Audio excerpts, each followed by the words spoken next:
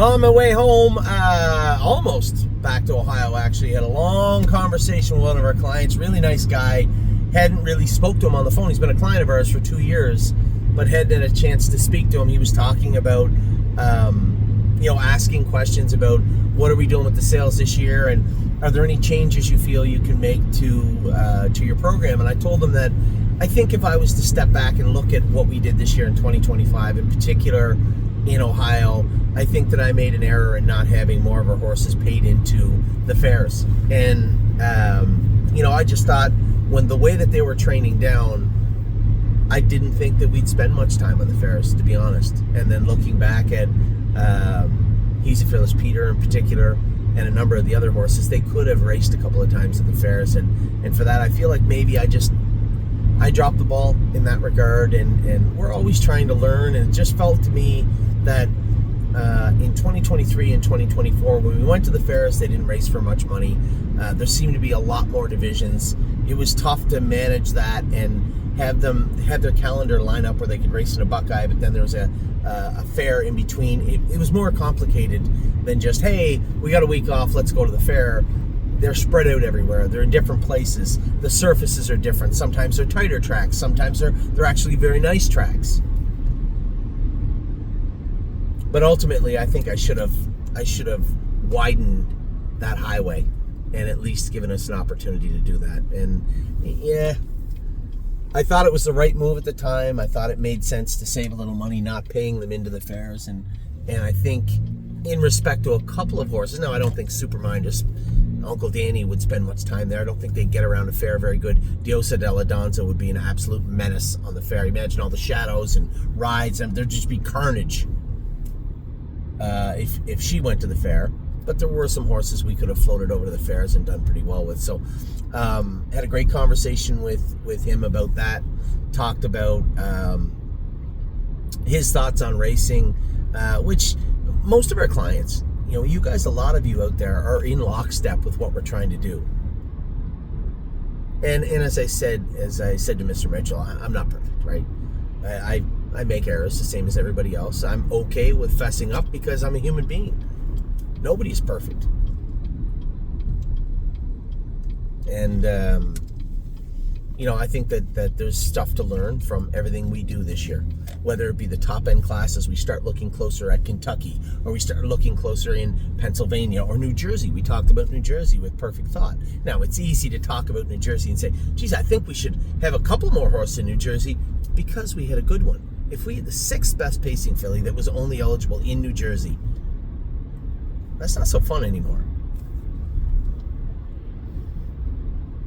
And as our client pointed out, that's the difference between Ohio and New Jersey. You do have the fair program. And I had to tell him, I said, I know you've only been with us a couple of years, but we were frequently at the fairs during COVID, before COVID, really just 2024, 2025, we decided that we wouldn't spend much time there.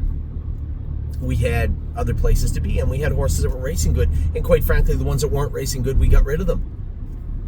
But I think in regards to this year's roster, I can't help but think they might have come in a little bit handy. So thanks for the call. I'm glad that we got to put everything on the table and talk about horse racing in general, both in the past, in the present, and some of it in the future. We got to talk about our stable in general, where it's at, what it's doing, my thoughts on everything regarding that. So it was a very productive phone call, and one that I hope if you're sitting at home listening to this, nodding along or nodding off, you understand that I'm always available. And I just spent an hour and 20 or 30 minutes talking to somebody from Florida that I'd never met before, and found out that we probably have a lot in common, which isn't really that surprising, right? So if you do have questions, I do urge everybody, the one difference between our stable and a lot of other ones, we don't win the most races, we don't make the most money, we don't have the most trophies in our trophy case, and hopefully all of that will change and grow. But along the way, we endeavor and try our hardest to make sure that you are the most informed clients. And if you have questions, they'll be answered. Call me, text me, email. You guys know how to get a hold of me. if you have any questions. So let's talk about today. What took place at the Meadows today? Well, not a bad day. I had a number of people message me about Rock Shining Star. Were you not interfered with? When I saw the race view of the race, now when I'm sitting in the bike, I definitely thought there was a chance I get interfered with. But when I watched the race view, I'm like, yeah, I was getting in a little bit. He was coming out a little bit. Did what Aaron did. He's not stupid. It was a tactical move, and it was very wise. But was it enough to get him tossed? The head-on view I saw later, maybe. But when I saw the race view, I'm like, maybe not.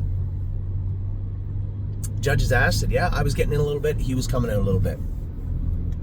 Now, if I had waltzed in the room and said, absolutely, he carried me right out to the burr, in the far, out in the side of the racetrack. I started in the 2-wide path. I ended in the 4-wide path. Of course, he carried me out, interfered with me. He's got to be set back. They likely would have tossed him. But I'm trying to be fair also. I'm trying to be truthful and say, yeah, he did come out, but I did come in a little bit, I guess. Ultimately, was I going to beat him? I think so. Not really sure. And there is that voice in my head saying, do you know how many times you've done the exact same thing to every single human being you race against? A lot. So, I just tried to be as fair as I could. I went in a little bit, he came out a little bit. You guys tell me what you think. And that's kind of how I left it.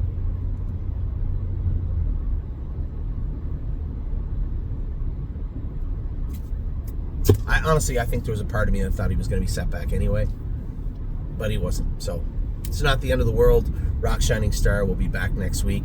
Should he have just... My biggest problem, I guess there was a loud voice in my head saying, well, I'll tell you what, if he had just bounced out of the hole and screamed forward like he should have, there's no problem. Yeah, that's accurate too. I don't think he raced bad. I think he raced better. But I think he could race much better.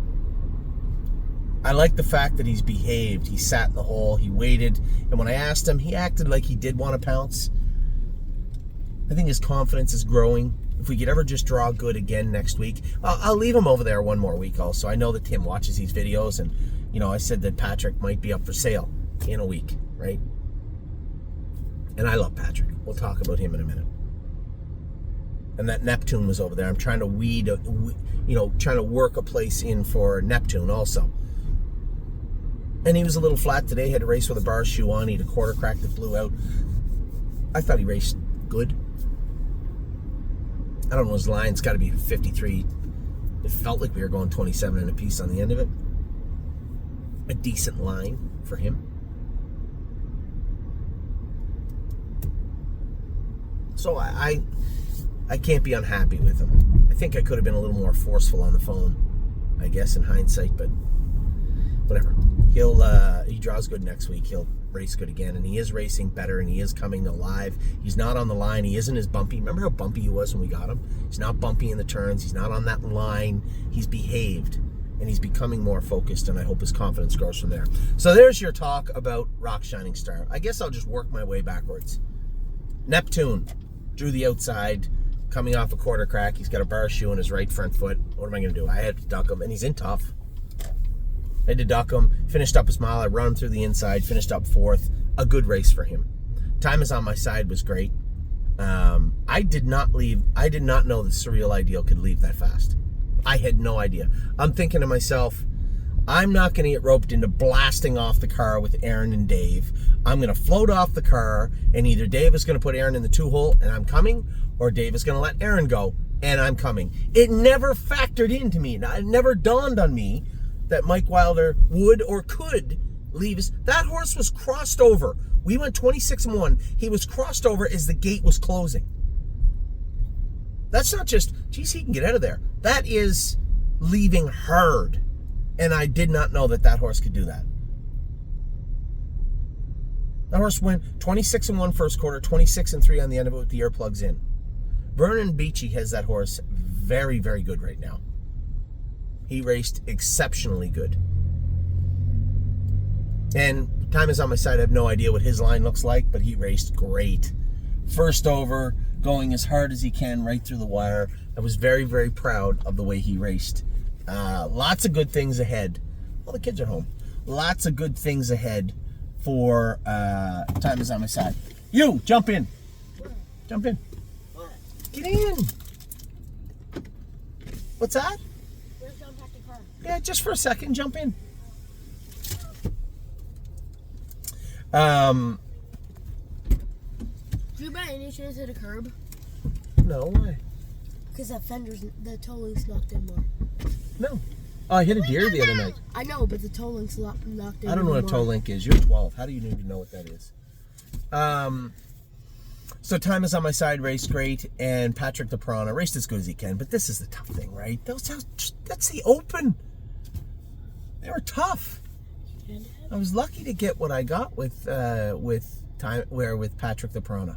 Man, that was a tough bunch. And then Rico Tubbs, I'm actually glad. I'm not glad he made a break, but I'm glad that I went there. No, No, I need to hurt you. Just the dog. Okay, the dog's fine there. He's not going anywhere. He's too old. He knows where he lives. Rico Tubbs raced good, and right up until he made a break, I could feel him getting a little swimmy now. What does swimmy mean?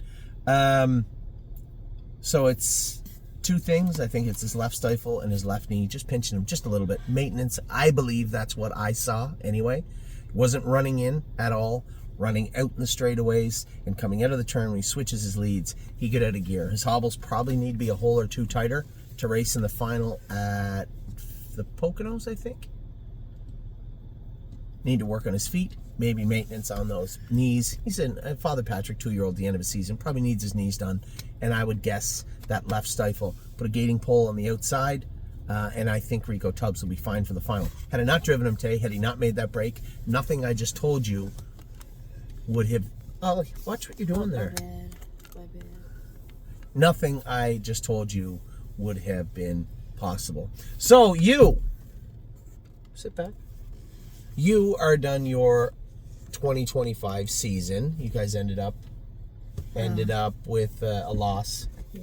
2 losses. It happens. But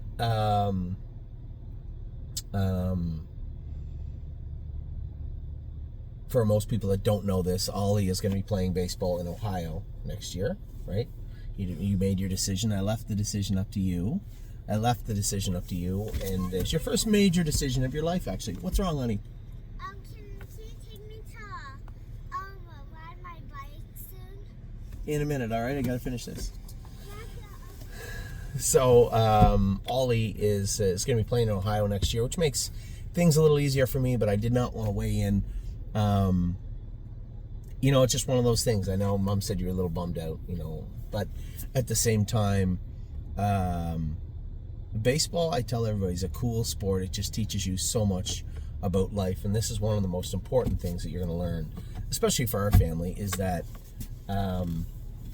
we move around sometimes, right? We're always busy, we're always moving. You get to go to a good team, hopefully, that can help you out with your baseball. I know you struggle a little bit with striking out. It's almost like they knew that you struggled with that outside pitch. That kid pitched you the same way the last 2 times he pitched to you. Not one pitch was on the inner half of the plate. You know what's that? I can't imagine they're scouting these kids, but either the pitcher was really smart and paid attention, or the catcher, or they had... Did that team have notes on the thing, same as the last team did? Yeah. Maybe they do. Every one of these teams had really smart, analytical people. It's like those little playbook things that the quarterbacks have Yeah, on the wrist. that's exactly what they are, yeah. Anyway, stuff like that we have to work on, but I'm glad that you had fun over there today. I wish I was driving to Ohio or to Ontario right now to watch you tomorrow, but I'm glad you had fun. There's Mommy! You coming to do the opening with me? Hi, Turkey.